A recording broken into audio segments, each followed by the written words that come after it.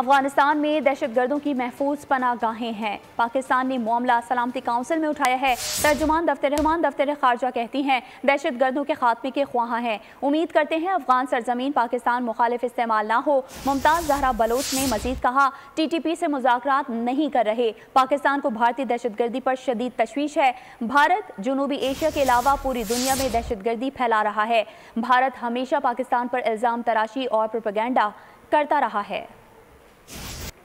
Minister Abbas Gilani addressed letters to the leadership of the United Nations, Organization of Islamic Cooperation, and the European Union, inviting their attention to the illegality of the recent judgment by the Supreme Court of India on the status of Indian illegally occupied Jammu and Kashmir. In these letters, the Foreign Minister has underscored that under international law, domestic legislation and judicial verdicts cannot override UNSC resolutions and change the status of an internationally recognized disputed territory.